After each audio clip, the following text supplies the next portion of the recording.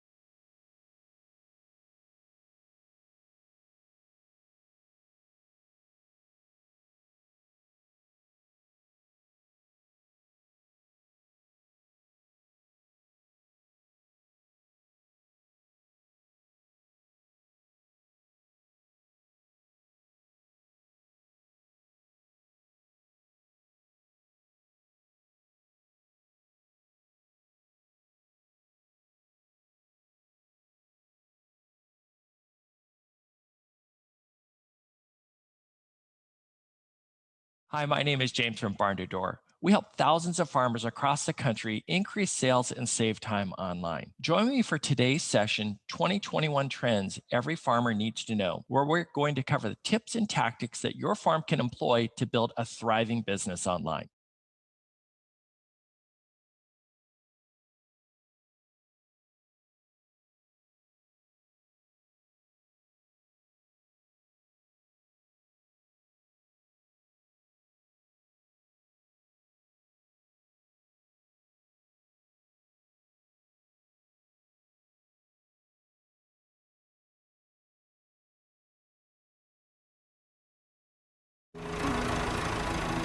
There's about 56 different questions that we're trying to answer at our research farm, and then deliver that information to the farming community. We know improving the quality of the soil will help farmers build resiliency on their farm. When the weather is as erratic as it is, this is the only buffer that you have against that weather.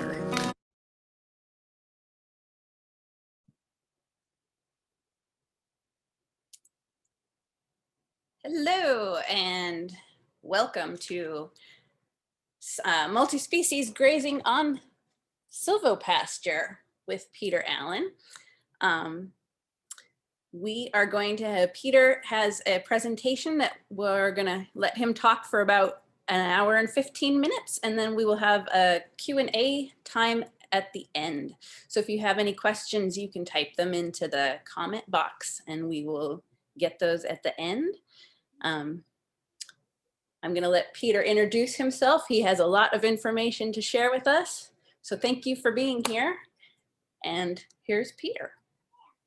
All right, thanks, Amy. So yeah, my name is Peter Allen. I own and operate Mastodon Valley Farm. We're in Southwest Wisconsin, Kickapoo River watershed.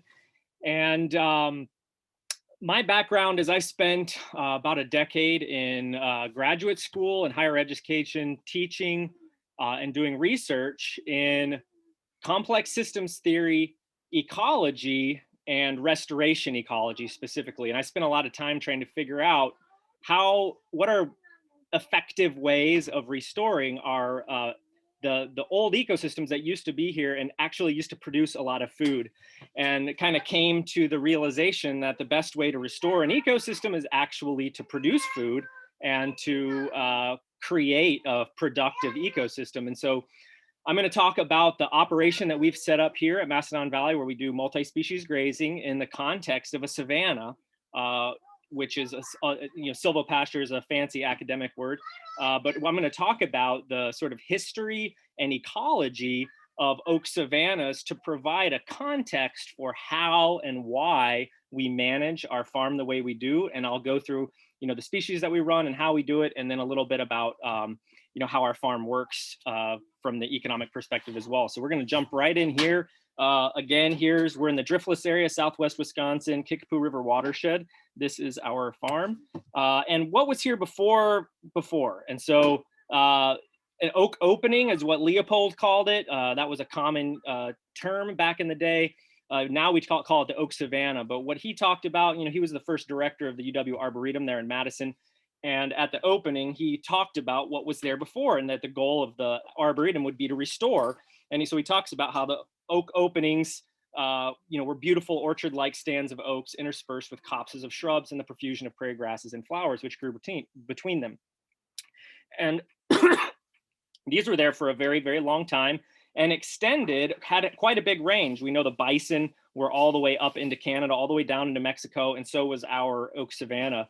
Elements of it, it changes for, decade to decade, millennia to millennia, but in general, we had a large section of our country, our continent was oak savanna, all the way in the southeast, a little bit in the mid-Atlantic, all the way over to, through the Midwest, and then, there's the Great Plains in the west, but then once you got back out into across the mountains, oak savanna all up and down the Central Valley of California, all the way up into Oregon and Washington. So this was a very dominant ecosystem type for a long time, and it's pretty much gone today.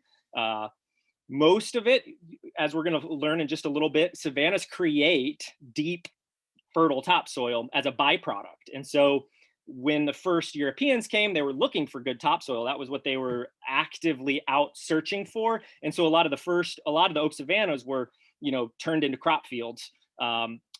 Any savannas that remained post initial settlement were on steep hillsides, and that's where most farmers grazed their cattle.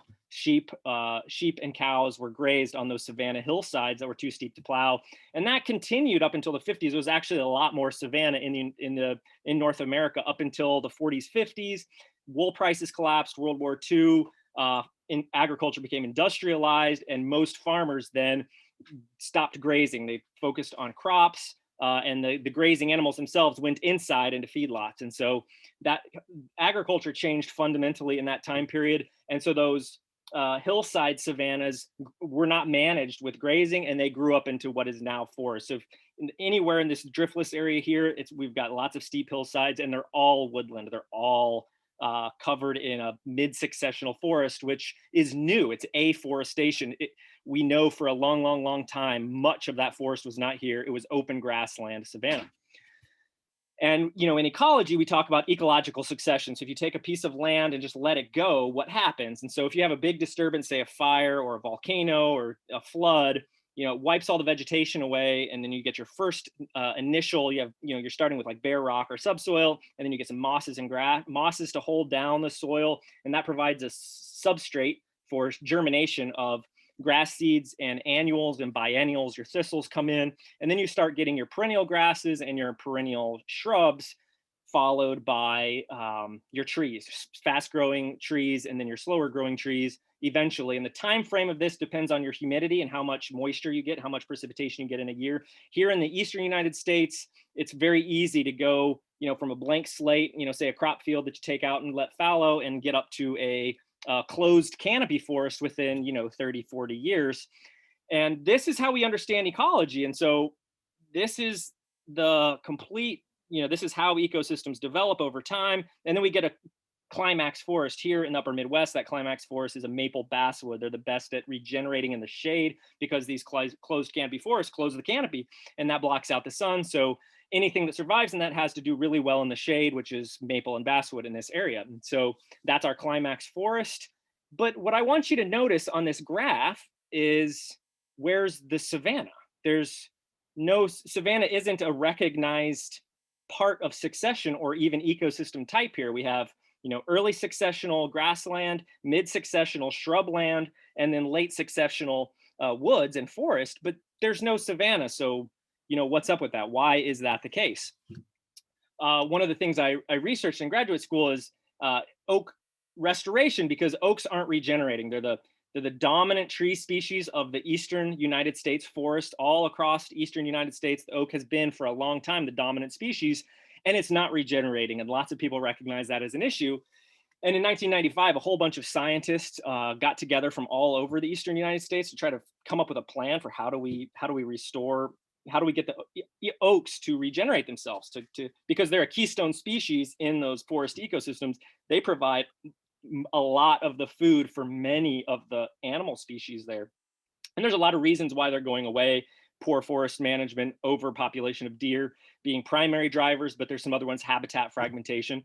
But anyway, their solution I pulled out is the restoration of natural ecosystem functions, processes, natural range of biotic community types, and conditions in which natural selection can operate. And as you can see here, the key word that they're using there is the word natural, which I'm assuming that they're using that word to mean in the absence of people. So it's kind of like saying, if we just let this area go and fence off human beings, then everything will be okay. And that perspective is pervasive in the environmental community and in the conservation community and in the academic, you know, environmental community. And it stems from this myth that we share that the Europeans, when they came to the New World, that the New World was a wilderness. And yeah, there were Native Americans here, but they were passive. They were hunter-gatherers. They lived underneath the forest. They ran around picking berries and roots and shooting some deer with bow and arrows, but they weren't major ecosystem drivers. They were passive, living amongst the context of a wilderness forest. And that white people, that Europeans came and then changed everything. And that, you know, in the restoration ecology community, the objective stated goal of most restoration projects are the restoration of pre-settlement conditions, as if there was some static wilderness state that Europeans messed up and that we're trying to get back to. And so this myth is pervasive and really sets the agenda and creates the language that we use in ecology, conservation, and environmentalism that is actually, we're learning now, very incorrect. So the basic paradigm that many are operating by is fundamentally flawed, because now we understand that Native Americans were not only not passive, but very, very active in ecosystem management, and that they literally structured the ecosystems from the East Coast to the West Coast, from Canada down through Mexico and all the way through South America. Now we're even learning about the Amazon and the extent to which the composition of the trees in the Amazon are a reflection of thousands of years of milpa cycles of planting intentionally food-producing trees that are way, way different in composition than would have been if no humans were there. And so the Holocene period, which is from the end of the last ice age, 12,000 years ago till now, humans were here, and especially 6,000 years ago up till now, we're heavily managing the land primarily through fire. So they definitely impacted ecology through fire, through hunting, and through direct horticulture. We know they were moving species around. There was wild rice all over southern Wisconsin, which is outside of its native range, which is further north when Europeans got here. And they were moving species around for sure, but fire was their primary driver and their primary mechanism of halting that ecological succession. So by regularly firing the land, and we're not talking about wildfires, we're not talking about, you know, forest fires, we're talking about intentionally burning ungrazed, unutilized, dead vegetation on the ground, usually grasses and shrubs, anything, not tall trees. And these were small, fast, hot, but fast fires that generally didn't go up into the crowns of the trees. They were savannas and they would burn them, but they were just burning off maybe the tree leaves that came down in the fall, or in the spring, whatever vegetation wasn't grazed the year before, that would be burned off. And they did this for a whole bunch of reasons, but primarily for our concerns here is when you burn a large area of grassland, it deposits a bunch of minerals down right on the edge of the soil, which is highly bioavailable to the grass that grows back, because the grass can handle fire, it likes it, and it explodes back. And the grass that grows directly after a fire is high in protein, high in available sugar, and is a treat for ruminant animals. It's their favorite thing. And so if you're managing a large landscape and your staple protein is bison, you can manage the rough distribution of that herd of animals on your landscape by strategically firing different areas. The extent that they did that or not is debatable and is speculation, but there's no doubt that they're burning, which is not disputable. That has been accepted as fact, that they were burning a lot. There's a lot of charcoal in soil cores that we look at from this era, way more than would appear naturally from lightning strikes. And so they were burning very frequently, and the result of that was to keep it free from underbrush and to halt succession, right? So we didn't get those closed canopy forests, except often on the east side of water bodies that would stop, because the winds are coming from the west, pushing the fires to the west. You hit a water body and the fire usually doesn't cross. So our maple forest would be on the east side of a big lake. The Maple Bluffs in Madison is on the east side of the big Lake Mendota. So there were woods and even what we call old growth forest, but not that they weren't dominant on the landscape. They were inside the dominant landscape, which was a savanna, which is a grassland ecosystem with trees. And so we know that we had savannas here for the last 6,000-7,000 years after the last ice age, because Native Americans were burning. Well, what about during the ice ages and before the ice ages began? It turns out we had savannas too. And the savannas back then were formed from the grazing and browsing of megafauna, of the big, large herbivores, the mastodon being the largest here in the upper Midwest. We also had ground sloths and camels, horses, elk, giant bison, beavers the size of a Volkswagen Bug. And these animals were largely browsers. The mastodon was a browser, not a grazer. So it's eating trees. If you've ever seen a cow scratching its butt on a tree sapling in the spring, when it's ready for the spring flush, they're low on minerals, they get a little mangy, they get itchy, they itch themselves on a fence post or a tree sapling, they can do a lot of damage. And that's, 1,000-pound steer or whatever. Imagine a 20, 30,000 pound mastodon does a lot of damage to trees in particular. And so they would, knock down groves of trees. Look at how poplar grows as these clonal, and they just grow so fast. They're expecting to get eaten and knocked down and abused by these large animals. And so the context is lots of large animals, dozens and dozens of species of what megafauna generally refers to, an herbivore over 2,000 pounds, over a ton body weight. And there were dozens and dozens of species across genera that would classify as megafauna: camels and horses and giant ground sloths.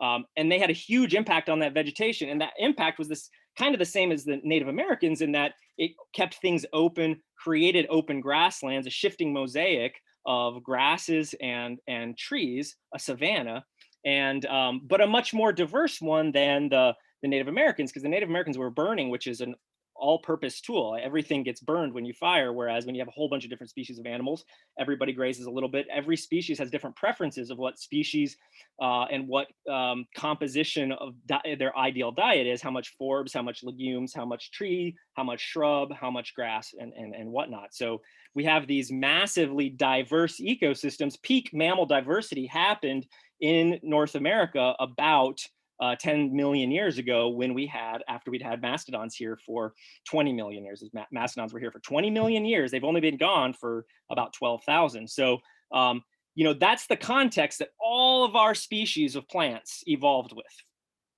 Every single one, even our introduced and what we'd call invasive species are from other continents, but they also, all the continents had megafauna. So this is the evolutionary context of like all the plants. So knowing this helps you understand how to manage vegetation on your land much better, because you understand that they're expecting to get eaten. And if they don't, then they don't necessarily do well. So, and getting back to management and on the ground, there was no such thing as topsoil per se, like deep topsoil, like we found our ancestors, the European settlers found here in the Midwest, until we had herbivory, until we had grasslands, which came about 20 million years ago when the horses, which were the first species of herbivore that got the ability to eat grass. Grass is very difficult to eat, chew, and digest. And horses developed the high-crowned molars, which allowed them to chew grasses. And then there was grasses at that point, but there wasn't grassland. They didn't exist as an ecosystem. There weren't grasslands until there were grazers. So the horses were the first grazer. And then in a few million years after that, we get the evolution of ruminants and the rumen as a new organ, which allowed an explosion of diversity of grassland grazing animals, which meant that grasslands covered the earth in a pretty short amount of time. By 20 million years ago, by 15 million years ago, grasses were on every continent, and grassland was a dominant ecosystem type across planet Earth as a new thing. And when that happened, we get the first what we call mollisols, which are grassland soil. So it's when you have deep, high carbon, so high organic matter content soils for deep. So, Illinois had 10-foot, 15-foot deep topsoils from, 6,000 years of grazing. And so we've got this evolved relationship between grasses and herbivores. And when done properly, when we try to mimic these ancient systems, we can rapidly build topsoil. In science, in a traditional science class or soil science class, they'll tell you it takes, hundreds of years to build an inch of topsoil. And maybe in a forest, that's the context. But in a grassland, we can build soil very, very quickly. But that requires rotational grazing or mob grazing. There's lots of different ways we can do it. This talk isn't necessarily about the specific techniques of grazing, but we understand that appropriately grazed livestock, specifically cattle, can build soil really fast. And that's really cool. And we know that there were more bison in North America 200 years ago than there are cows today, which is kind of amazing to think about because there was no corn. I mean, Native Americans were growing corn in their village gardens and in their backyard Three Sisters gardens for themselves, but there were no feedlots. And so ecosystems, functional savanna grassland ecosystems produced more meat 200 years ago, just as an intact ecosystem that was burned every once in a while, more than today's livestock system produces meat. There was more meat produced back then than there is today. And today's system is hugely inefficient. It's hugely, high inputs, all the diesel that it takes to grow and the chemicals that it takes to grow the corn and then truck them to the cows and the feedlots and all that kind of stuff. We don't, we talk about feeding the world. The ecosystems were already doing it until we messed those up and tried to plant, tried to change it all to grain. And so this is what I use as kind of like my inspiration. It's like, well, we can restore ecosystems across North America and produce more food than we currently do. And so that gets me excited and excited to get out the door and do my work every day. So going back to this succession graph, trying to find, well, where's that savanna? You need grazing animals, and specifically browsing animals, to keep the trees down, or grazing animals, or fire, or a combination of the two. And once you have that disturbance regime in place, then you get that savanna as a stable mid-successional ecosystem type, because there's active work on the landscape. When you pull humans out of the equation in the absence of megafauna, then savannas aren't actually natural. If you say natural means no humans, without megafauna, savannas aren't natural, which means that we need to actually do it. If we want savannas to come back, we have to be the ones. And so the kind of conclusion of all this is like my PhD research in 15 minutes. Okay, so I'm sorry I'm going fast, but I'm trying to pack a lot into just a little bit of time. but I want you to get this key, this, if you just remember one thing from this 15 minutes, that the savanna form of vegetation is an emergent property of a highly evolved and functioning terrestrial ecosystem type. So up in these northern latitudes, this is the ecosystem type that can support the highest diversity and the highest overall amount of herbivores, of biomass, so meat, of food, than any other ecosystem type, way more than just grasslands without trees. And because we get all the benefits of the trees, the fruits and the nuts, and all the other diversity that comes along with that, and we get the grasslands with the herbivores. Forests are actually relatively low diversity and way less productive than a savanna ecosystem up here in these northern latitudes. And so, but the key here, so savannas are like the ultimate human ecosystem. They're the ultimate productive and diverse ecosystem in the northern latitudes, that we have available to us, but it needs to, the only way it can exist is if there's a keystone species working to maintain it. And now that the mastodons are gone, we can't just go out and burn all over the place whenever we want to anymore. That keystone species has to be us. Like, we have to figure out how to do this, and we can, and multi-species grazing in a savanna context is the way we can do that. And so this is my wife and kids. We are the keystone species of our couple hundred acres that we manage here in the Kickapoo River watershed.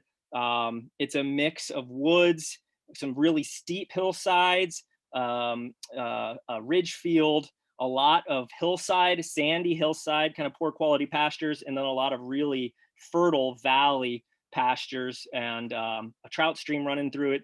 A beautiful property. I'm very blessed to be able to live and farm in this landscape. But our goal, the one thing I want you to notice from this image, or this aerial from Google Earth, is that half of the property is woods and half of the property is open.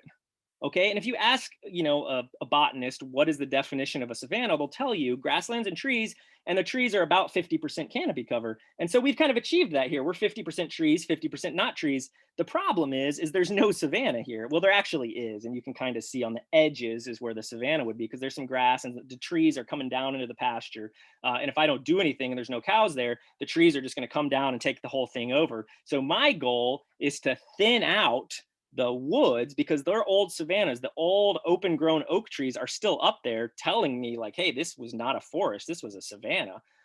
This was a grassland with sheep. Sheep was a primary animal here back before World War II.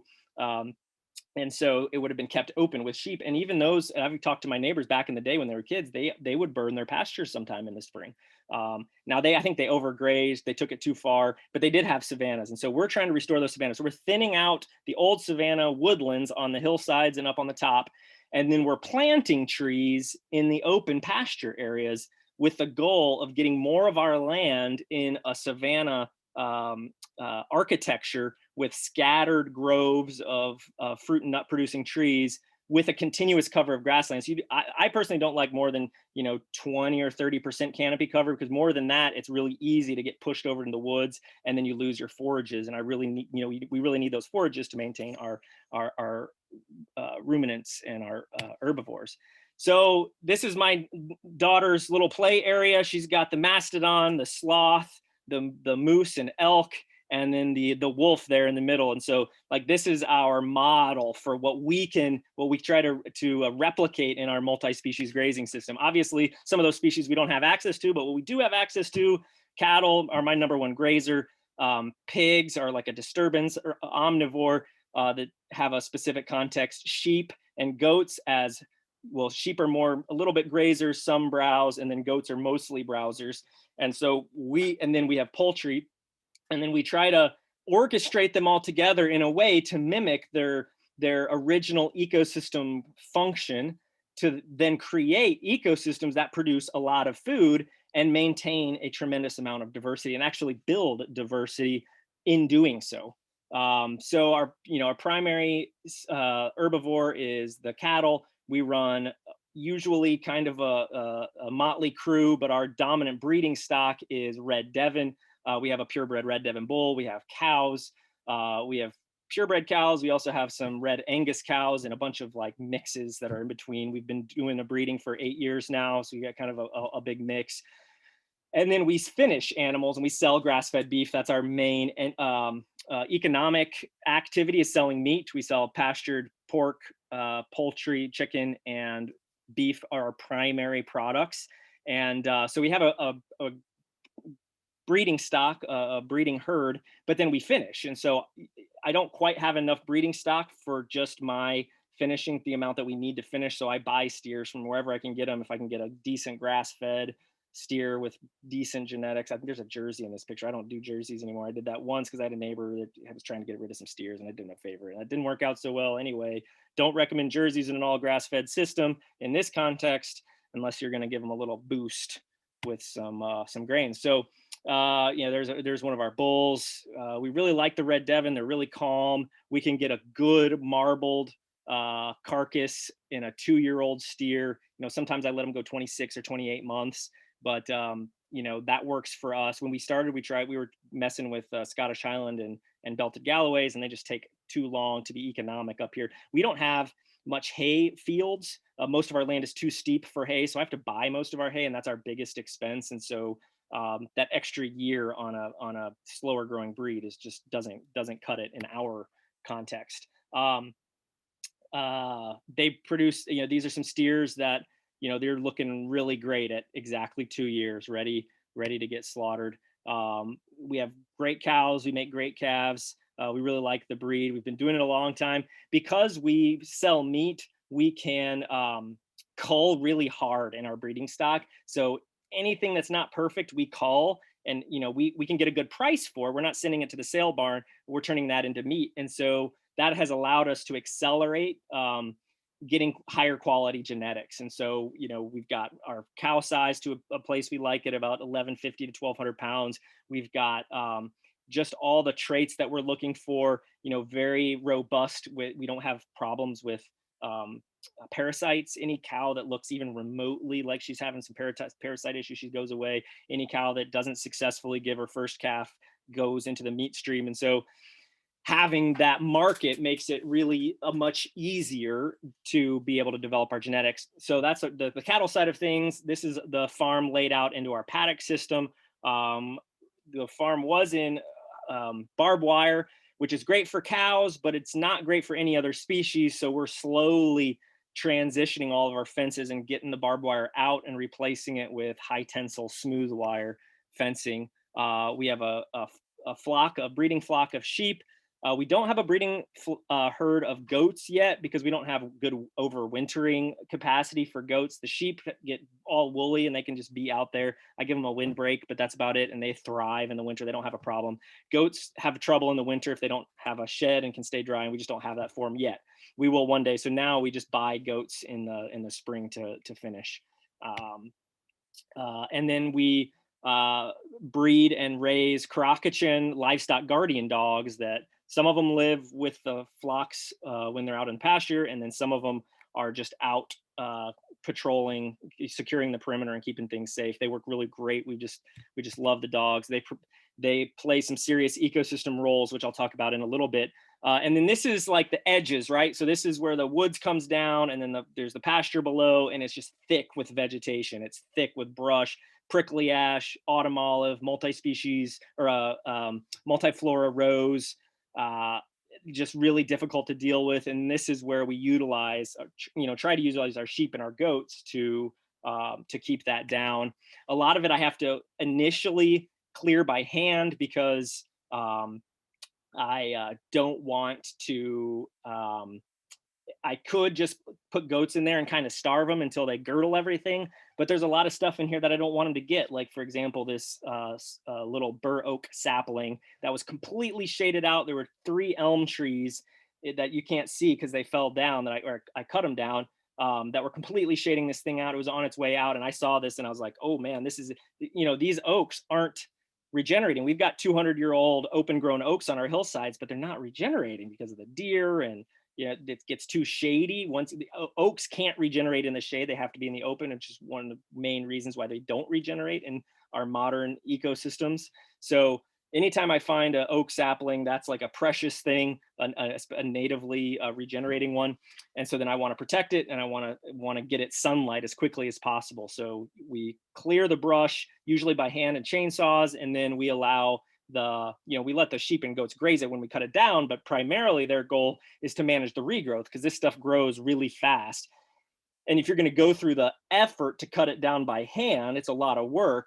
You don't want it to come right back, which it will, unless you can keep it down with some animals, sheep and goats primarily. So yeah, doing the handwork to knock everything down, and then managing the regrowth, and then you get your savanna back, right? These are oak trees that when we first got there, you couldn't even tell that there were oak trees there, because it was just covered in brush. It was like just thick maple saplings and ironwood saplings. We cleared all that out. We turned the ironwood into shiitake mushrooms and firewood. The maple we turned into firewood, and we grew some oyster mushrooms on some of those. And then now that it's open, we can keep this down, because we can manage it with cows, we can manage it with our sheep and goats, and maintain it as a savanna. So that's pretty cool. One of the mechanisms of the woods are always trying to retake pasture. They're very aggressive. And so one of the main mechanisms is these thorny species, the multiflora rose, the prickly ash, the autumn olive.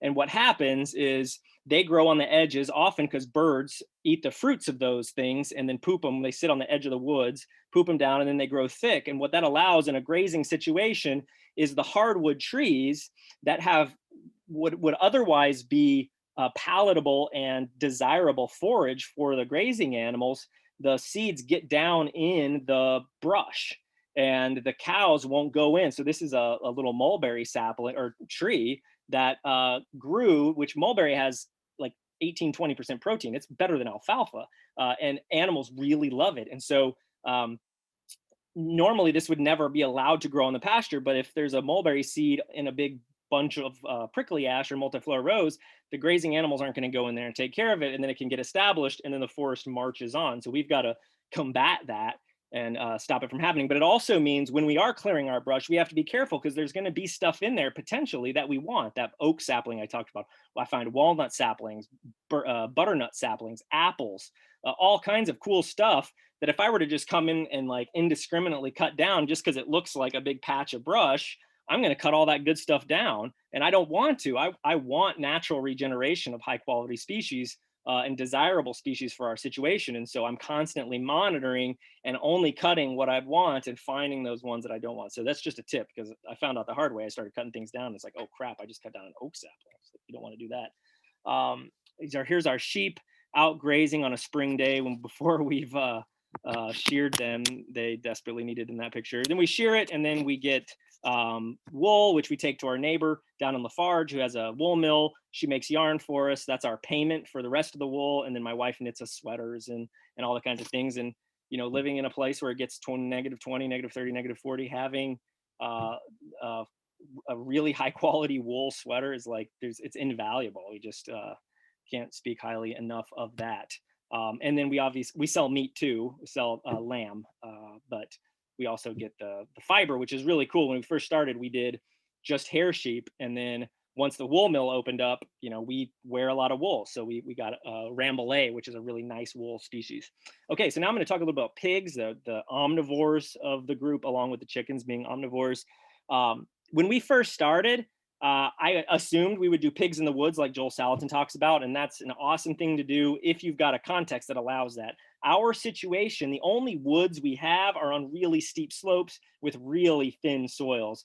And the last thing you want to put on a steep hillside with thin soils is pigs rooting around. You just don't want to do it. So I really quickly, when we got on our property, realized that I couldn't do pigs in the woods. The only areas that were flat enough for pigs were pastures and open. And so pigs don't have the mechanisms to cool down that other species do. They need shade, and they really enjoy wallows. So I make sure that every pig paddock has a wallow in it where they can get around in the mud. If you give them a situation with a leaky water, they'll make their own wallow. You don't even have to, I made this with a skid steer, but you don't need a skid steer. You can just may have your nipple water be a little leaky, and they'll make their own real quick. And that mud then dries and creates like a sunscreen that protects them from the sun. Um, and then the other thing I provide is an old beat up livestock trailer that is not roadworthy anymore. I don't insure it or license it anymore. And so that is my permanent pig shade structure. They can get underneath it when they're young. They can go inside of it when they're too big to fit underneath it. And it's really easy for me to pull around. I can pull this with my utility vehicle. I can pull it with my tractor. Really easy to move from paddock to paddock. And it's a 16-foot trailer, and it can provide sufficient shade for 30 full-sized hogs. So that's kind of been my solution to not being able to put them in the woods. I don't have hardly any places with good shade that are flat enough for pigs. And so that's the situation there. Also, old hay bales that got moldy and the cows didn't want for whatever reason is a nice thing to have available, because they can kind of nest in it and keep stay out of the sun a little bit. They're pretty good at nesting if you just provide some raw materials. We have a milk cow, and so we make our own cheese. We have a lot of whey, and then we have sometimes the cow sticks her foot in the milk pail or knocks over the bucket milker, and then you got throw away a batch because it gets contaminated. We give it to the pigs. It's the pig's absolute favorite thing. It's nice to kind of have those cycles to turn a waste product into a value stream for another enterprise. But the pigs do cause damage. And so, we're really pretty good about moving them quickly, but even when you move them quickly, they'll still root. And we don't ring ours. There's some reasons for that. I'm not necessarily going to talk about it here. I just don't prefer that as a solution. And so we kind of let them go all natural. They can dig. And I just make sure that I can heal that. And so what I do is 2 days before I move them to a new paddock, I go and broadcast a species mix with usually just annuals, because when they dig, the perennial roots of the grass are in there. I don't need to add more orchard grass. The orchard grass is going to come back. What I want is something to stabilize the soil, grow quickly in the meantime. So annual rye, oats, peas. I like to do some brassicas, like some turnips. So if they've gone too far, so I'm going to go back here. This is a very light tillage. It's a little bit aerating, actually. It's not super bad for the soil, but if you leave them in there for an extra 3 or 4 days beyond that, and you feed them in the same place, that area is going to get compacted and it'll be like concrete. We try not to let that happen, but I'm not going to say that it never happens, because it does. And when we do, we add, turnips and radishes to the mix to, bust up that compaction and get us our aerated soil back. And then this happens, we get all kinds of stuff that grow in a diverse mix. I think in this one, I had a bunch of old garden seeds. There's like sunflowers, Jerusalem artichokes. There's actually corn in there. Here's another paddock where the pigs really did some damage, more than we'd like. So I put down turnip seeds, and then boom, 3 weeks later, you've got turnips. And the nice thing with this system is that the cows will love to eat these turnip tops. And so when you have cows and pigs, you can use the cows to prep the ground before the pigs go into their next paddock. I'll talk about that a little bit more in just a second, but that's one benefit of having both, is that they're pretty synergistic in that way. We have to train piglets, and so we set up a hard fence with cattle panel, and then a temporary or a electric fence to get them used to electricity. Chickens and pigs work really well together, because the pigs often don't digest all the grain you feed them, and they'll poop it back out, and the chickens will scratch and pick that out themselves. So it's just another way of closing a waste cycle there. And they seem to get along together fine. I really like electronet for fencing, for lots of different things, because it works for everybody. It works for pigs, it works for sheep, it works for goats, and it works for cows. When you've got pigs on a farm and you've got grass-fed animals, you can, a way cheaper and faster option is just 1 or 2 strands of polywire down close to the ground, 6 and 10, 12 inches off the ground. And that will hold the pigs. The problem is a cow will just step over that, sheep will jump right over it and go eat the grain that you feed the pigs. So the challenge of having pigs in the context of a grass-fed operation is you got to keep the other animals from going in the pig paddock and eating the grain. And so we end up using quite a bit of electronet for our sheep and for our pigs because nobody else can get in there. So it's a nice flexible product that works for everybody. It's just handy to have around. The one liability with pigs is that they don't often, but every once in a while, one, and then they'll teach their buddies, but one will figure out that if they go to the middle between two posts, see an electrode net, the bottom strand's not electrified, it's dead. And so if they touch it, it doesn't sting them. And so they figure out that if they get their nose underneath it, then they can pick it up and scoot out. And I even had a piglet once that heard the snapping of the electric fence. I had it really zippy because I wanted to train him. I was training him, just a tiny little just weaned piglet. And he figured out that if you waited until the snap and then boom, went right out, he could just miss the electric. And so we got a pig roast.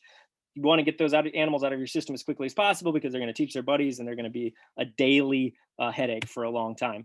And so, we've got the pigs out in pasture. And then what we do is once we get far into the grazing season, by the end of June and the grass gets really big and tall, pigs can't utilize very much grass. So pigs are omnivores. So we're doing pretty good if we can get the pigs to utilize forages for about 30 to 50% of their diet. If we're up to close to 50% of the diet, we're doing really, really good. So we try to keep their grain ration small. We don't give them free choice access to grain because then they're just not going to utilize very much pasture. So we keep their grain ration smaller to force them to eat more pasture. But if you've got, tall, fully, mature grass and vegetation, they have a hard time with that. They want to eat the tops of the grass and they can't reach it. And so they just end up making little tunnels and then don't eat very much of it.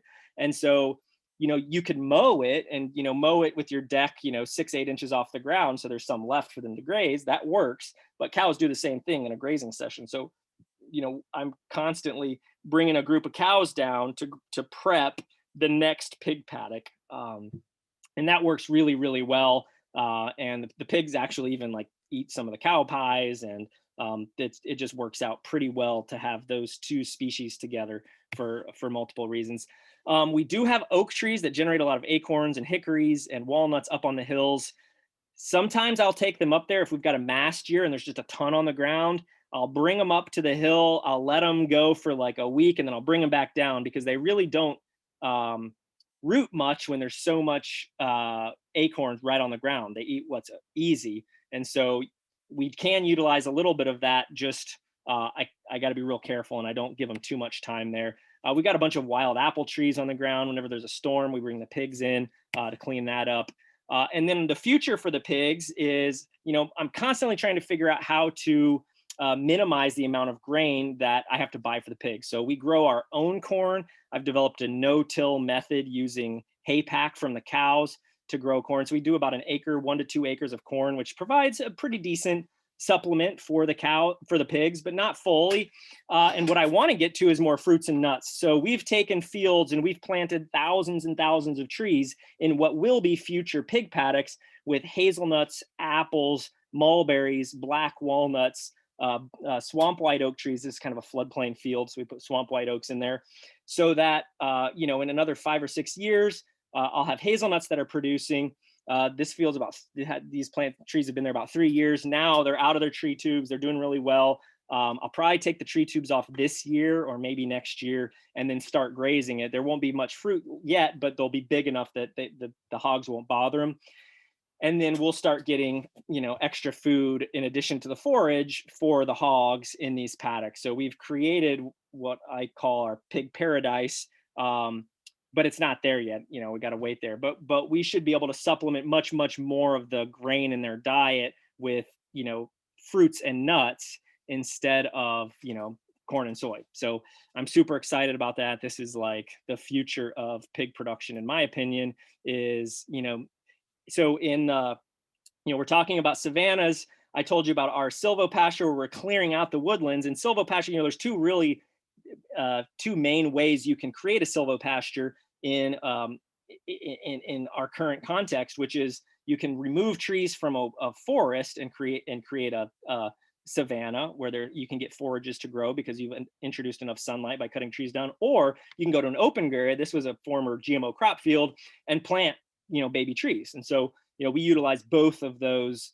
methods to create savanna, to create silvopasture on our property. And this one in particular is planted with the pigs in mind for future pig food.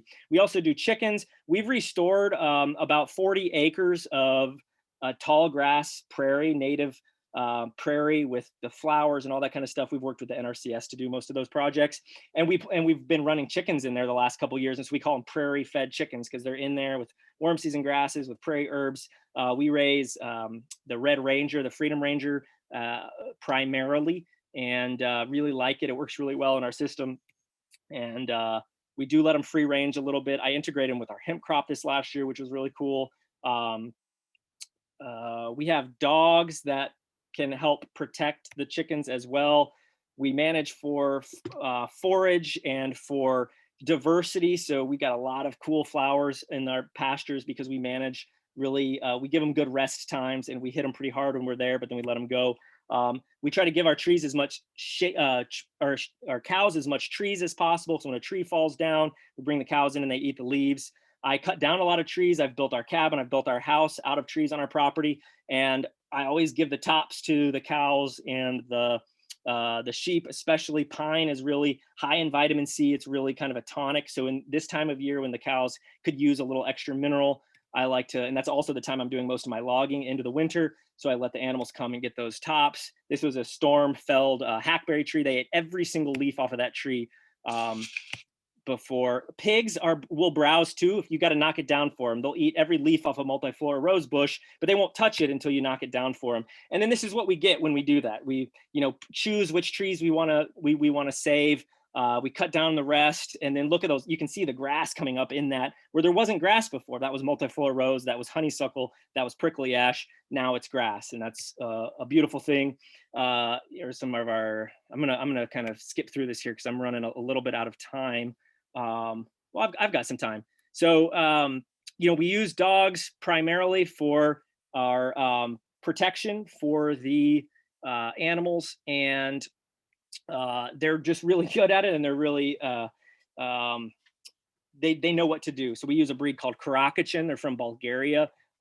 Excellent. We've got a mother and a father, and then we have puppies, and they secure the perimeter. They make their boundary marks with urine at night to tell the coyotes where not to come. And if the coyotes cross the line, then they kill them. Usually it doesn't happen, but sometimes it does. And they enforce the rules pretty ruthlessly, and we appreciate it. So, and then they're constantly checking. When I've got cows that are getting ready to calve, my male dog is checking on them, smelling them, just every day checking on them. And then when that baby comes, he comes right up and licks it. And the mom doesn't seem to mind at all. We keep our female up with the sheep up in the hills. She's more of a stick around. She's not a roamer type. She likes to just kind of stay put in one place and guard. And she's always alert, but she's not out running around. She's staying put. And that works really well to have those two working together. They're a nice pair. And then we have puppies, and that's just cute and fun, especially when you got kids like we do.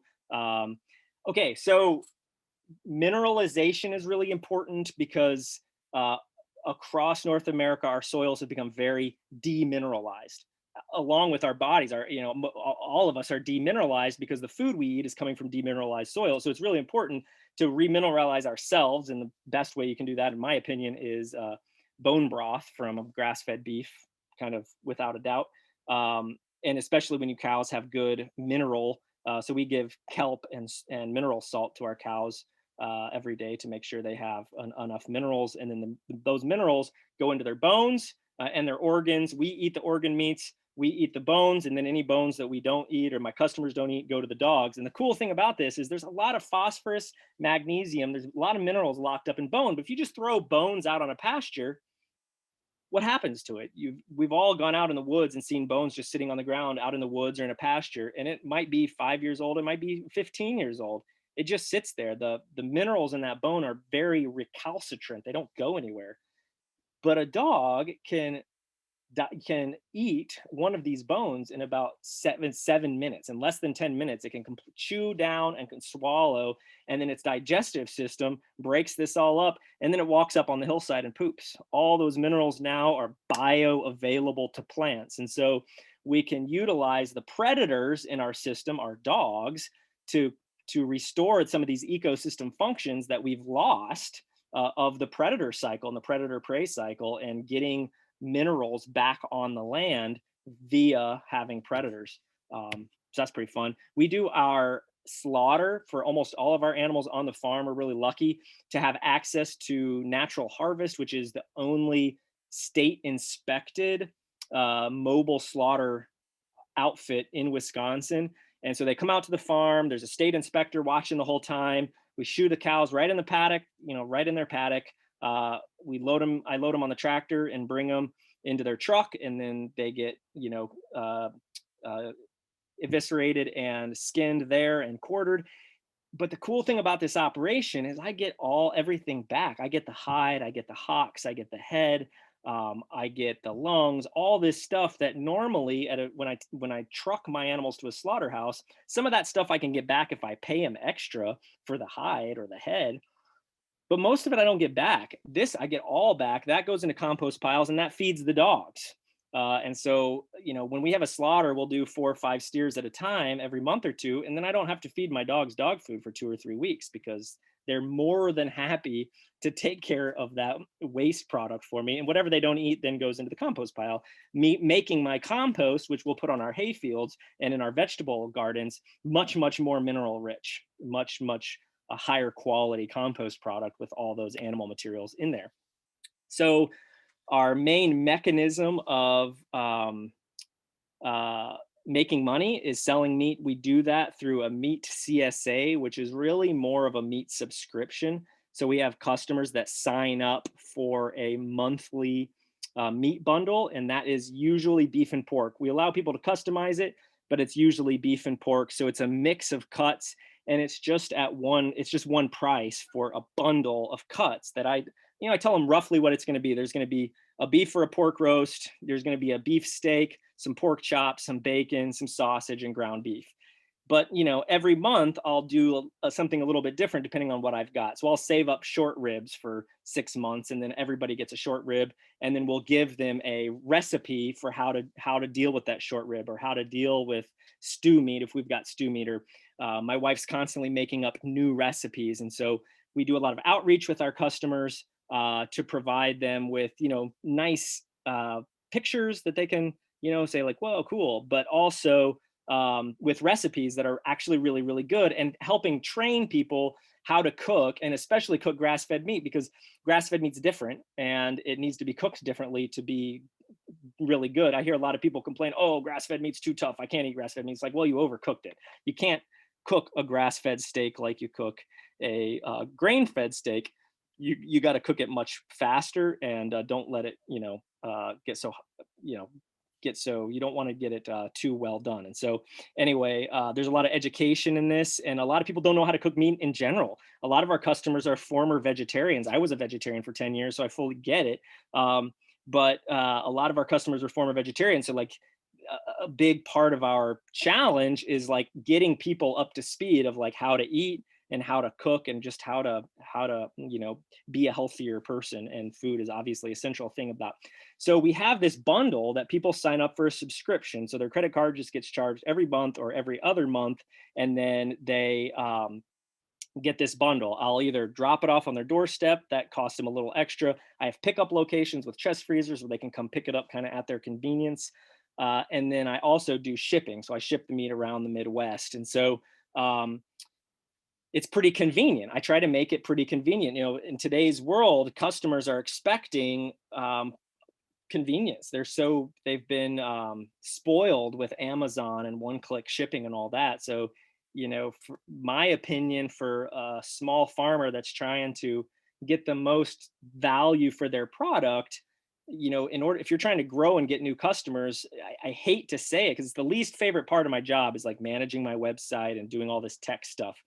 But I just see it as like a necessary evil, because if I want to get these customers, I've got to create a product that they're like comfortable with and familiar enough that they can go through with this purchase. It's all online. It's very easy. It's as easy as you can be for something as complicated as meat. One thing I don't like, or one thing I do like about this system is that I don't ever sell meat by the price per pound. I sell it by bundles. And so I'll sell, grass-fed or a ground beef bundle. I'll sell a beef and pork bundle. I'll sell a chicken bundle, but I won't ever sell a chicken for $3.50 a pound because every chicken's a little bit different. And if you're online, it's very complicated to manage inventory and to make sales because everything's a little bit different. So, I say my bundles that people sign up for CSA are 11 to 12 pounds of beef and pork, and they cost $120, period. For chickens, we sell chickens as an add-on item. So the really cool thing about this product is I'm interfacing with these customers on a monthly or every other month basis. And so when I have other products to sell, like a whole chicken, or we get liver sausage made, we get heart burgers made where we have them put heart into the grind. We have lard rendered, we have summer sausage, we have beef jerky. We have lots of extra products that customers can buy in addition to their existing bundle. And because I'm already interacting with them, it makes it easier to sell them other things. And so that's kind of it's nice to have that customer base, that any other side projects you have going on. Sometimes we'll sell them mushrooms if there's a mushroom flush in our shiitake yard. We just developed a new product, which is a lion's mane mushroom tincture. Lion's mane is a mushroom that grows wild, and we actually have it wild on our property, but we've inoculated logs with it. And that fruiting body has these compounds in it, which our scientists have figured out in the last few years that they allow your nerve cells to regenerate. So they can actually help you regenerate nerve cells. It's the only substance known that does that. It's a really cool product. But now that we have these customers, I can say, hey, we've got this extra product. We have a very short supply, check it out. And then they can have an opportunity to go to buy that. And then, they don't have to pay shipping or anything because I'm already bringing them their meat. I'm just going to throw it in there with it. So that's a really nice thing to have, especially if you have like a core business and then you want to have some side enterprises because you've got, built-in market. We could easily support a decent size egg laying flock with our existing customers. We just don't have the time to do it because we've already got so many projects on. But, when my kids get a little bit older, they're going to have that opportunity because we've got that customer base. And so I really like that element of our model. And again, that education, recipes, just constantly helping them out, I think helps make the whole thing work really well. One thing we've done the last couple of years, I'm not going to talk too much about that. We've been growing hemp since it became legal to do so. And then we've been making our own hemp products. We have Cbd oil and Cbd tallow balm. It's a balm that for muscle aches and pains, it works really well. And it's made with our tallow from our grass-fed cows, another kind of byproduct that we generate a lot of. And we're trying to figure out always what can we do with these byproducts. And so this is a really cool one. It's really, they work really well. And we were able to do this. So I'm able to grow hemp. I bale graze to smother the grass, and then I transplant into the hay pack, and then I don't have to weed. I don't have to fertilize. I don't have to do any work. I just grow the seedling under lights in the spring, and then transplant the seedling out, and then I'm done. And I get excellent crops, and we get really potent, high quality medicine. We make the medicine right on our farm. We make the oil. We do all the infusion right on the farm. So it's pretty cool. Little side project there. Another thing I do is teaching and consulting. For the last 7 years, we've held a regenerative farm design course on our farm. It's like a week-long course, like residential. Students come from all over the world and then camp on the farm for a week. This year, we didn't do that for obvious reasons. And so I spent this winter developing a series of online courses.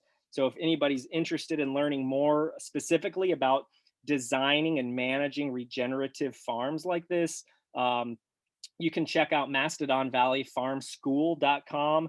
My co-instructor, Lindsay Raybon, is a farm designer from the Twin Cities, and she and I came up with a free course that's available on our website. And then we're actually right now in the middle of a 6-week long. We took our full farm design course, which was a week of residential here on the farm course, and we turned that into a 6 weeks course. And we're kind of in the middle of that right now. And we will, once we're done with that, we'll figure out when we're going to do it again. So if that sounds like something that might be interesting to you, you can check that out, and you can sign up on that website for our email list, and then you'll get notified when that next session is going to run, because we do it live. So, a section of lectures become available, and then we have live Q&A sessions and an interface with students regularly through the 6 weeks process to help them through the material, because it's a ton of material. It's very comprehensive. So that's kind of a fun thing that we do on the farm as well. And so I think it's been about an hour, so I'm going to stop at that point and see if there are any questions. Thanks, Peter. This is awesome. It's an exciting message that you have. Yeah, if there's more questions, please put them in the question box to the side and we will start going through some of these. Are you burning it all as a management technique? Yeah. We haven't. In general, I don't think burning is near as appropriate now as it used to be, because we have access to fencing and grazing. So, we can keep the the reason you would burn is because you weren't able to graze it, and the grass gets, once it's flowered, it stops growing, it senesces, it turns brown. It'll turn brown in July, and then you don't have any photosynthetic material. You don't have any forage for the rest of the season. But if you burn it in July, then you're going to get another flush of green. So if I can, with my cattle, keep on top of it and not let it go through senescence, then it stays photosynthetic and I get a crop every month, and I graze it 5 times in a growing season. And I've done the same thing of getting produce or getting forage back, good quality forage. And, with the grazing animals, there should be keeping some of that woody vegetation down. And so, burning puts a lot of carbon back up into the atmosphere. So if we're trying to not do that as much, then, but it can be really helpful in certain contexts when you're rebooting, especially if you've got an area that's never been cropped, and that you suspect might have more native seeds in the seed bank. Like, I've seen grasslands and woodlands that were just forest or pasture, cool season grass pastures that were burned in areas that never got plowed.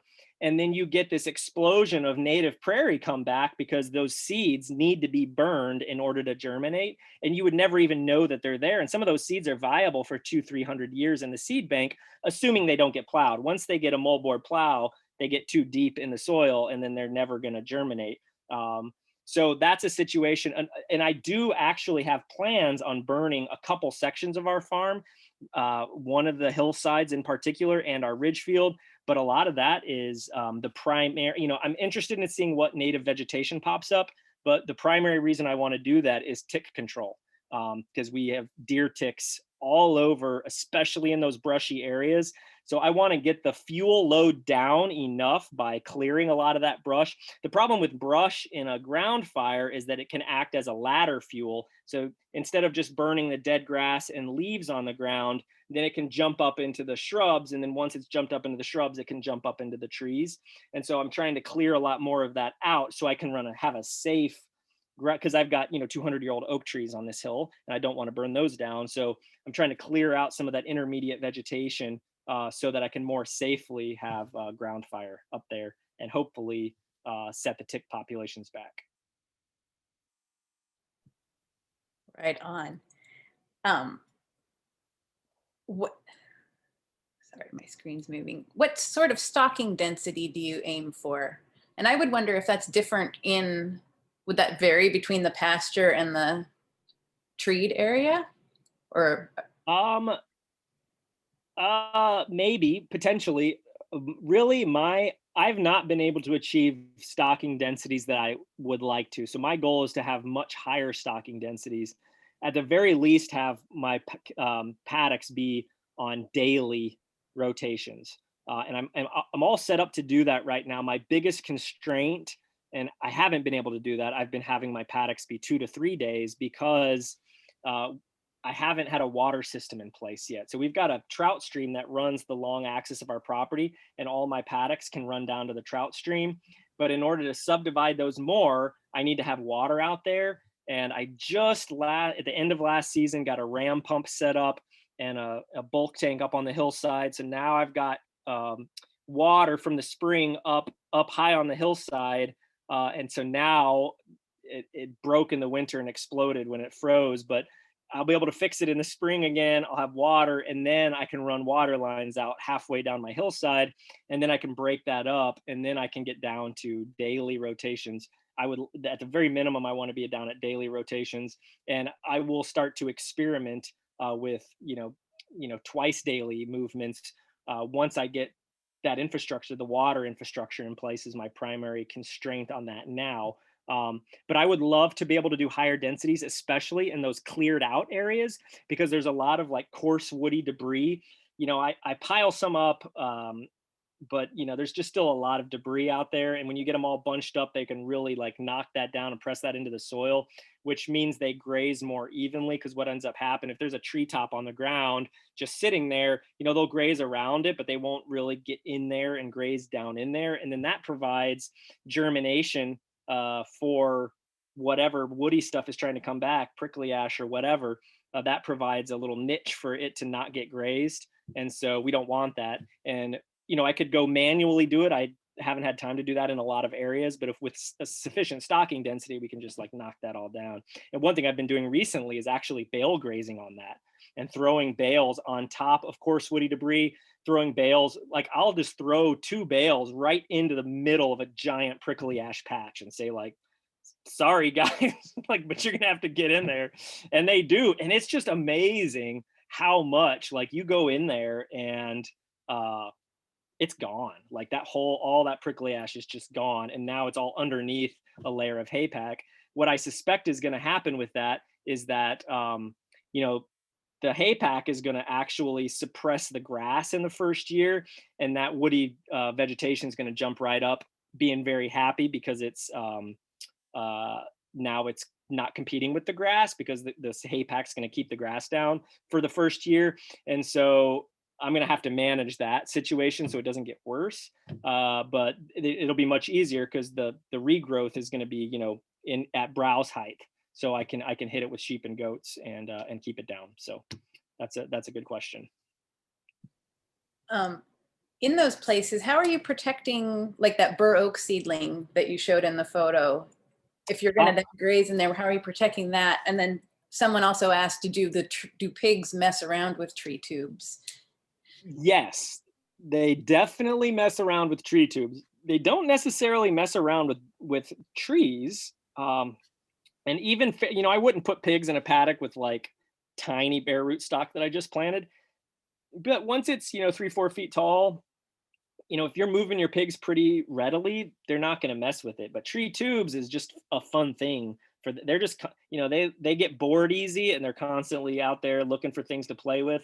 And a tree tube is a super fun thing to like rip down and then run around and like show their buddies, and their buddies chase them, and then they fight over it, and then they rip it into 30 pieces. And now you've got 30 pieces of plastic in your pasture that you got to go clean up. So I definitely never let pigs get into a paddock with tree tubes, but we'll be pulling the tree tubes off of the trees in that big field, the future pig pen or pig paddocks, probably this year. And then I'll probably graze it with cattle or sheep really quickly, like a flash graze a couple times, or I might continue mowing it. That's how I've been managing up till now.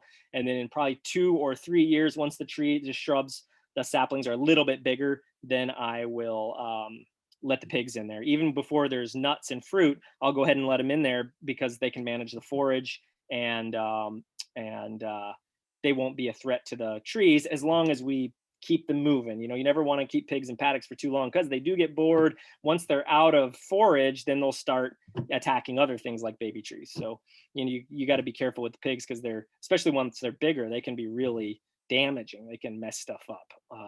So one of the reasons that 16-foot livestock trail that I use for shade used to be roadworthy, and then the pigs got a hold of it, and then it wasn't roadworthy anymore, and it wasn't worth fixing because whatever. So anyway, and then the question about how to protect saplings, the example of that oak, that one was tall enough, it's out of browse height, so the only real risk is girdling from sheep or goats, which they will only do if they're completely out of other food sources. So that's that's like a starvation food kind of thing. So I just make sure that the sheep never, or the goats never get to that level. I keep them moving. I don't let them completely. And so, when a lot of people are using goats for vegetation management to remove invasive species. That's like a thing now. You can rent herds of goats to come to your property and target specific species. But in order for that to work, you got to pin them up in that place wherever the invasives are. And then, animals want to have a balanced diet. They're not just going to only eat multiflora rose. They're not just going to only eat goldenrod. And so in order to really negatively impact, you've got to force them in there longer than they would normally want to be in there, so that they have to just keep eating that one thing until it's gone. And that usually doesn't overlap. That management strategy, that objective of trying to eliminate some species that you consider invasive, doesn't usually overlap very well with putting weight on animals, of generating high quality meat. And so our primary purpose is high quality meat. I'm not trying to starve them in order to set back my prickly ash. I'm just using them to manage the regrowth, which does set them back, but over a longer time period. I'm not trying to completely eliminate all prickly ash from my farm in one grazing cycle. So yes, but when I do find saplings that are desirable, naturally regenerating saplings of, say, an oak or an apple or something that I want to save, I'll build a cage around it with T-posts and woven wire fencing. Woven wire that is 4x4 inch between the wires, not 4x6, not 6x6, because a 6x6, a goat can get its head right in there and snatch those apple leaves, which is one of their favorite things to eat, is apples. So if you've got apples or anything that you're trying to save and you've got goats in the mix, you want to get fine. You can even do welded wire. It doesn't hold up as long as a sturdy woven wire, but it's a lot cheaper, and they have a lot finer grid pattern that will keep goats out. So you want to give it a good amount of space around it. So usually we make them 3 to 4 feet in diameter, usually 3 or 4 T-posts, and then wrap that around with some kind of field fence.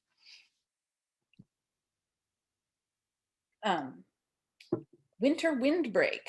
Do you use the woods at all for windbreaks? And perhaps a related question, depending on the answer, is what time of year are you calving and lambing? And I think you said you're not overwintering the chickens or pigs, correct? Yeah, well, our chickens, we just buy day-old chicks for our meat birds. So we're definitely not overwintering those. We overwinter sheep. We have a Jersey milk cow that we overwinter, and then we have our beef cow herd that we overwinter as well.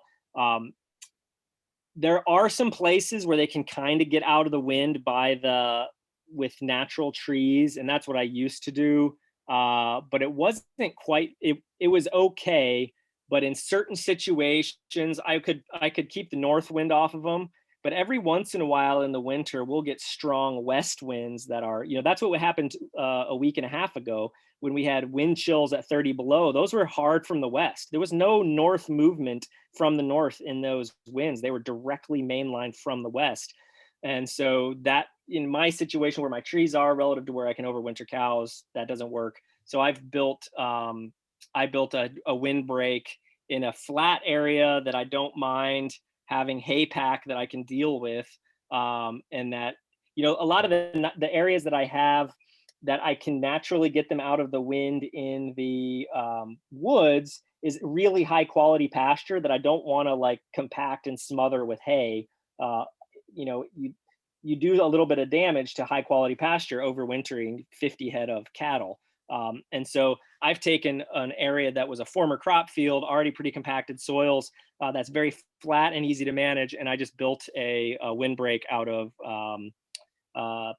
posts from trees that I cut on the property, and then boards across it. It's like 7 feet tall and a continuous, it's like 120 feet long or something, 7-foot tall wall of just posts every 10 feet or 8 feet. And then I had a bunch of extra 16-foot 1-inch pine boards from my sawmill operation, and then just put those up, and then that works easy. There's lots of ways. There's products you can buy, like plastic tarp products that are made for windbreaks. You can set up cattle panels, and then they have these pre-made products that attach to cattle panels. They're like a woven poly product that I've seen work pretty well for some people. Yeah, but I've had to build my own windbreaks because I didn't want to mess up my nice pastures where the trees are. Yeah, it's a nice to have that wood byproduct of clearing things out. Yeah, well, when you build a house out of your own trees, there's a lot of waste. We're in our last 15 minutes, so we'll go for our speed round here. Let's see. Can you talk a little bit about the types of NRCS EQIP grants that you've gotten help from? Sure. Yep. I've done multiple EQIP programs. When we first got started, we had a 5-acre crop field that was in really bad shape, and we got the pollinator program, which isn't running anymore, but it was conservation planting. So they paid us to do the prairie restoration there. And then since then, we've gotten the full-on grazing package where we've gotten money we took another 40-acre field out of GMO crops, and we planted that to hay and grazing. I also planted some prairie in that as well because I got a good connection for good priced prairie seed. And then I got money also in the EQIP program with the grazing plan to do fencing, new high tensile fencing around that field. It borders a state highway, so we had to get a good fence, and then to do a bunch of our interior fencing as well. So we've done, 5-strand high tensile for our perimeter fences. And then for interior fences, they paid me to do 1-strand high tensile for interior for the cattle. But I went ahead and put 4 strands in because I wanted to keep sheep and goats as well as cattle. So if I'm going to be out there building that fence and they're paying me to do 1, I just ponied up a little extra to get a few extra strands in there and do it all at the same time. And now so that's all already. My ideal situation is running my sheep and goats with my cows, because every one of my cow paddocks has woody growth in it that I'd like them to help control. But I don't have, all of our original fences are barbed wire, and most of my paddocks, I've got these, high tensile 4 strands up, but on the sides or like one edge of that paddock will still be like a legacy a barb, and so it's not yet fully sheep proof. So I've still got to replace a bunch of the old fencing so that the whole system works for all the species. So right now the whole system works just fine for cows. Sheep and goats have to have their own fencing system. I'm doing electronet for those guys, which is very labor intensive. So within the next 2 or 3 years, I should have the rest of the barbed wire fully replaced with high tensile, and then I can run them as big mobs. And that's like the ultimate for me. That's what I'm really excited about being able to do, is to have a big enough flock of sheep, a big enough herd of goats. I've got a perfectly sized herd of cattle, and then move them all together, paddock by paddock. And then I can already tell, that's just going to help a lot for our vegetation management goals. I like the term legacy barbed wire. Several questions about pigs. Have you ever tried a non-rooting breed like Kune or Idaho pasture? And can you say a little bit more about what you do to fill in afterwards, after they've left an area? And last pig question is, in the woods, do they prefer grain to what's in the woods, or can you reduce feed inputs a little bit in the woods? Well, it depends on what's in the woods, right? So if you've got acorns and walnuts and butternuts all over the ground, then yeah, they can supplement a lot. They can eat some grubs. There's other things in the woods that they can get, but a lot of this depends, and this is kind of addresses that first question about kunis, in that, my objective, in addition to like vegetation management, is producing high quality meat. So, I want a nice big pork chop, and those kunis are like little guys. The Idaho pastured pigs are bigger, and I've seen them. I've not had a chance to work with them. I'm interested. I have not gotten my hands on any of that, and I don't breed pigs. So We don't have infrastructure for that yet. That is another one of our longer term goals. But right now, I just buy piglets. And so I'm a little bit constrained with what's available locally. Yeah, I got a few Amish guys that I work with, and they've got Berkshires and red wattles and old spots and large blacks, and they're all like mutts, and they work just fine for us. But they do root, and we can, mitigate that with management. But again, I need, for my operation, for my meat business, I need decent sized pork chops. I need a lot of bacon, and I need to be able to produce that on a fairly tight time frame. I don't, pigs don't have a big coat of wool like our sheep do. And so I don't have a barn or I don't have infrastructure to keep them over the winter. So I've got to get that piglet up to a nice butcher weight in the season. And so we usually run like 2 or 3 batches, and they're we'll have them simultaneously. We'll have like 20 piglets right away. A lot of times I'll buy some like bigger pigs in the spring that I can finish early, so I can get pork kind of earlier in the season. And then I'll have a couple batches of smaller pigs that we get started right away. And so I can have, some slaughtering kind of happening through the year. But I've got to get that, high quality meat in a timely fashion, 6 months, from birth to slaughter on our kind of breed that we work with, what we can accomplish with the addition of grain. And there definitely are ways to reduce the grain to work with other breeds. I've known lots of people that have used Cooney or Ossabaw or American Guinea Hog, and those are great like homesteady pigs, and you can really minimize the rooting, and you can maximize the grazing and minimize the grain.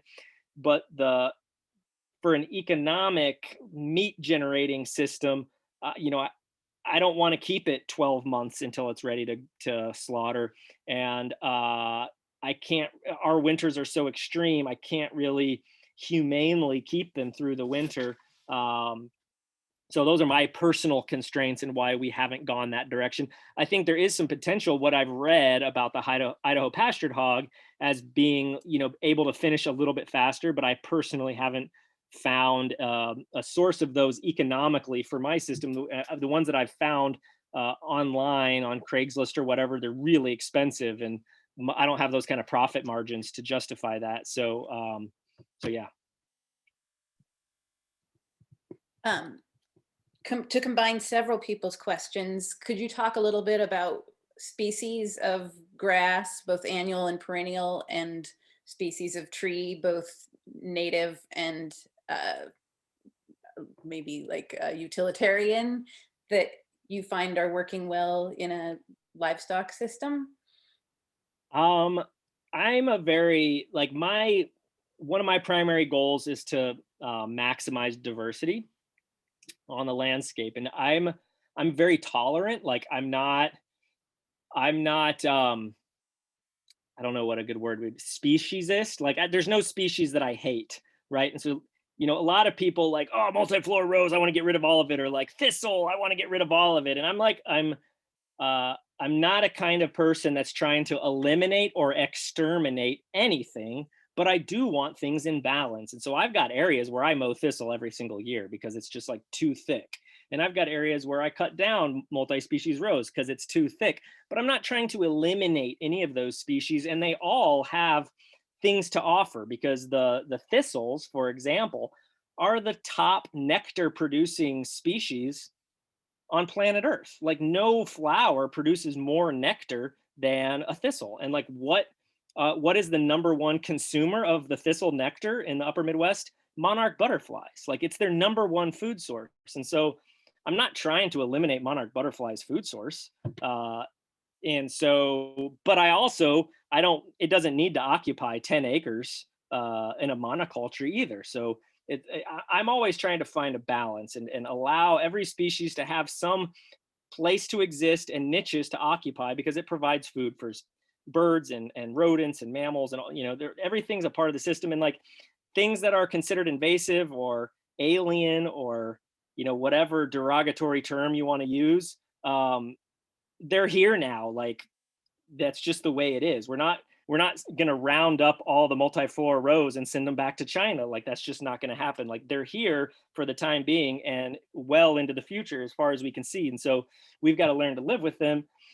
And they provide functions. And one of the functions they provide, like I mentioned, was providing nursery areas for hardwood trees or saplings, tree saplings in a grazing context. And so I wanted, I didn't talk about this, but one of the things I've been doing is if there's a big patch of multiflora rose that is very successful and I don't feel like taking it out for whatever reason, I'll go plant an oak tree right in the middle of it.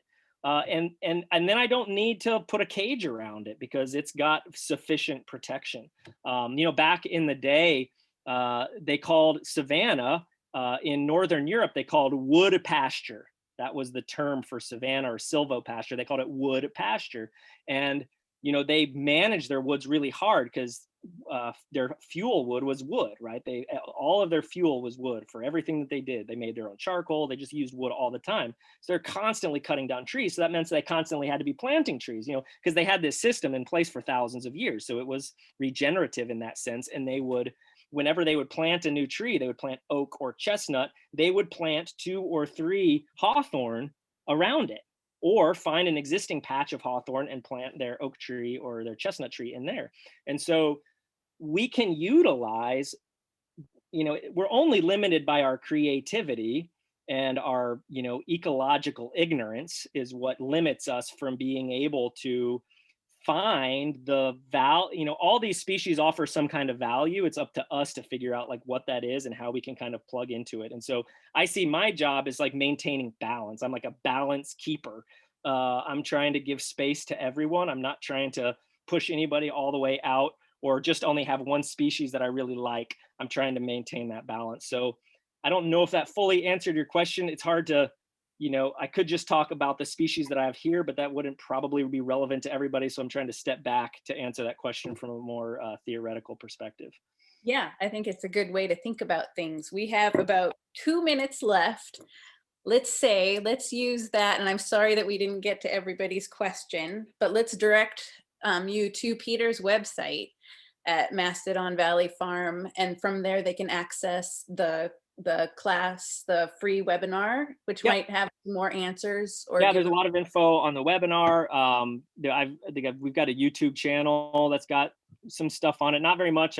I keep thinking I'm going to do more of that, but I never quite get motivated, get the time. But there's some stuff there. I also do a bit of consulting and helping people figure out how to set up grazing plans or do on-farm designs or tree planting or whatever that is. And so all that information you can find at mastodonvalleyfarm.com.